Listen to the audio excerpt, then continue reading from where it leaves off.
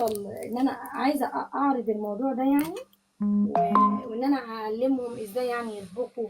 ازاي انا كمان ما كنتش بعرف استخدم التليفون لسنين طويله. ماشي.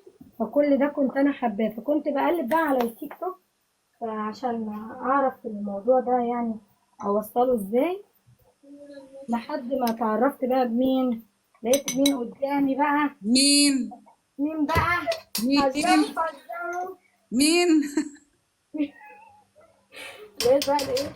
لقيت الاستاذ صبري. لسه انا كنت هقول والله استاذ صبري.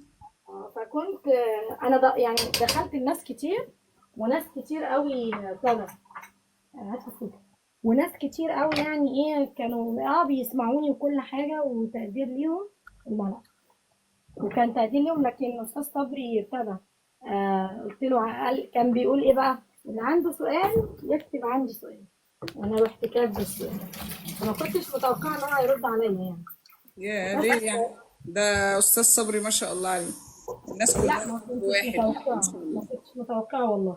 فلما بس فشاف الصفحه بتاعتي، وبعدين تواصل معايا وبس. ومن هنا بدأت المواجهة. ومن هنا بدأت ومن هنا الرحلة. ومن هنا بدأت مواجهتي مع الأستاذ صبري. ابتدى قال بقى لك ايه بقى اول حاجة قالها لك؟ والله هو كان بيكلمني كويس بصراحة. يعني ما قاليش حاجة، لكن يعني ابتدى بقى مثلا ما قال لك مثلا يقول لي بقى. انت تقدري تفتحي، تقدري تشتغلي، يعني ايه النصايح اللي قالها لك؟ قال لي بتفتحي زي ما بيقول يعني بتفتحي لايف قد ايه، طب مش عارفه ايه كده. فابتدينا بقى نعمل الفيديوهات. انا عايزه فابتدينا نعمل الفيديوهات. فابتدى بقى يوجهني في الفيديوهات. طبعا فيديوهاتي مختلفه من الى يعني. اه طبعا. انا الفيديوهات كنت عندي. فاتحة صفحتك وما كنتش عارفة اطلع منها امبارح.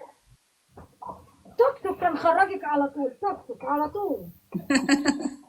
دخلت الصفحة من فيديو للتاني، كل فيديو ما شاء الله في حاجات حلوة أنا بتفرج عليها مبسوطة وأنا لا، دي كلها بقى، دي مبسوطة كلها كانت يعني من ابتسامتك